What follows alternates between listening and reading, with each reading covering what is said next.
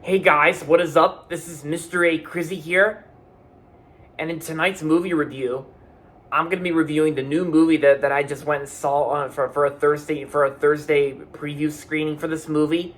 And technically, it comes out tomorrow. But in case if you're watching this in a different area, then yeah, technically it just came out. So tonight's review is gonna be on the new prequel film, Wonka.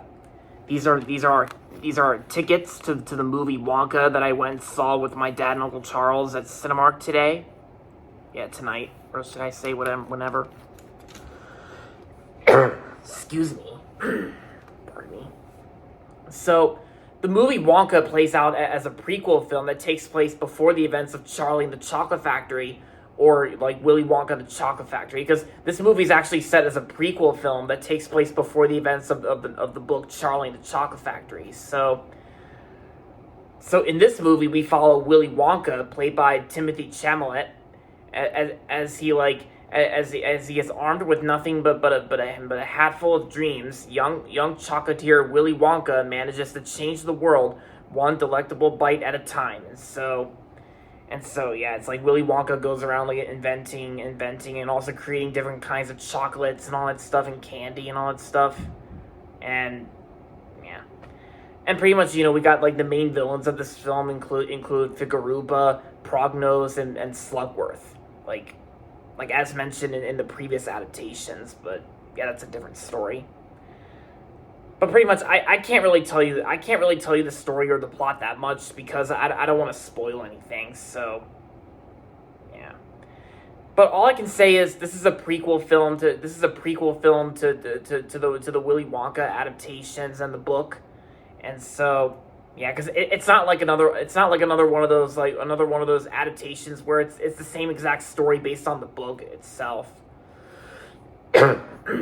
Because this movie is actually because the movie story here is actually far different compared to the Gene Wilder and Johnny Depp adaptations. It's like I would rate the Gene Wilder adaptation a 5 out of 5 because I still think the Gene Wilder adaptation is still the best one, and I would give that a 5 out of 5. The Johnny Depp adaptation I also like too, and it kind of almost feels like a remake to the 1971 version. But the 2005 Johnny Depp Tim Burton adaptation, I would give that a 4 out of 5. And of course, I do remember watching the Gene Wilder adaptation so many times when I was a kid. Same thing with Charlie and the Chocolate Factory from 2005. I also watched that a lot of times when I was a kid. And also last month, I just revisited them last month. And yeah. And of course, the Gene Wilder adaptation is still a classic. And excuse me. And as for this movie, there are some times in this movie where it pays homage to like the Gene Wilder movie, but of course it's not like another one of those like this nostalgia shoved in your face for the fan service. It's not. To me it kind of doesn't feel like that at all. It's just because like I said, the story is actually a prequel film, and I think the story itself was actually handled pretty well here.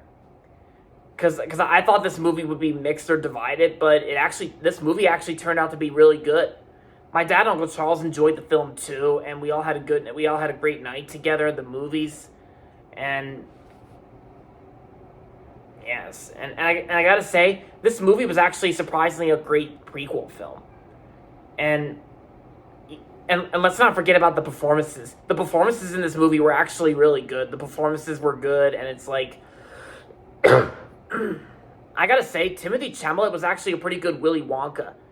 While I still think Gene Wilder was still the best Willy Wonka, I would say Timothy Chalamet actually played Willy Wonka very good.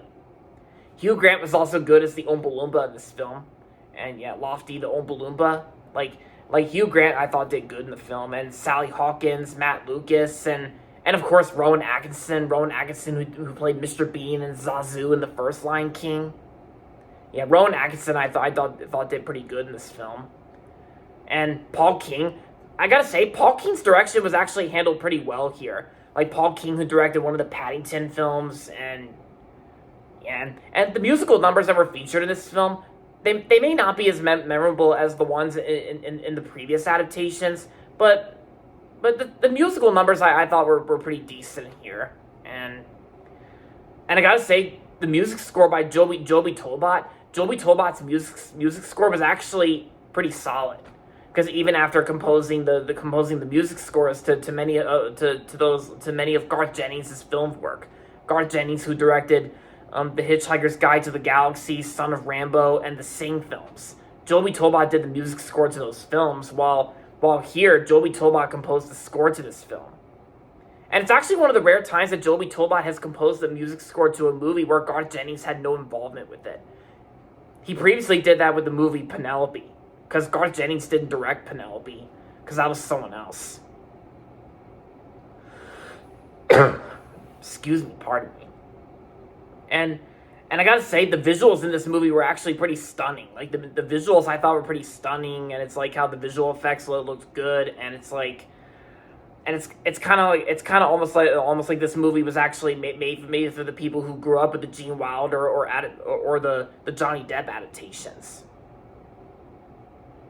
And I will say, because this movie's not really considered to be one of my favorite movies, it's probably not going to be in my top 10 of the year, but I already changed my top 10 favorite movies of the year that came out this year, 2023, and I added Napoleon on there. Despite the mixed reviews on Napoleon, I still added to my top 10 anyway, because now that I think about it, I think it's still a pretty interesting movie in my opinion, but I know this review is on Wonka, so when I first saw the trailer to this movie, I thought it looked kind of interesting, because like I said, I thought this movie was going to get mixed reviews from critics, but critics on the other hand actually really enjoyed it.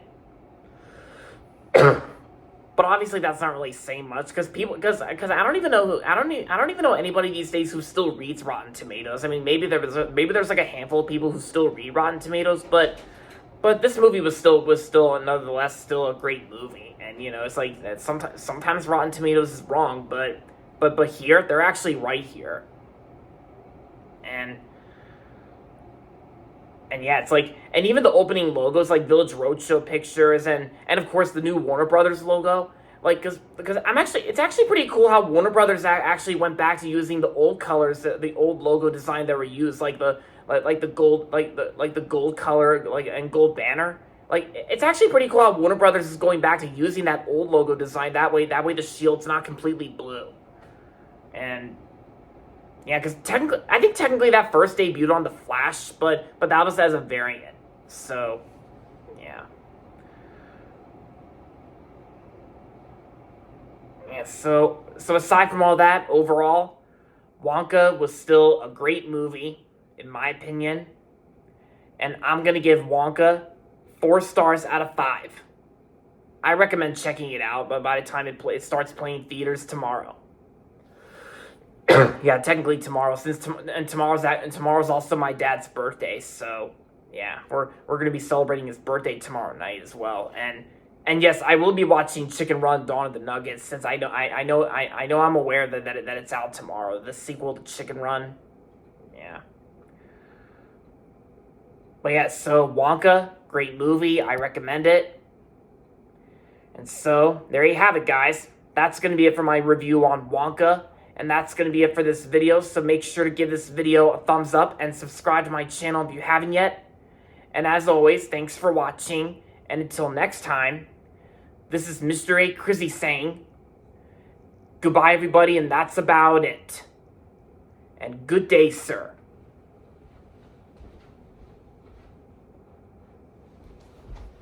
I said good day.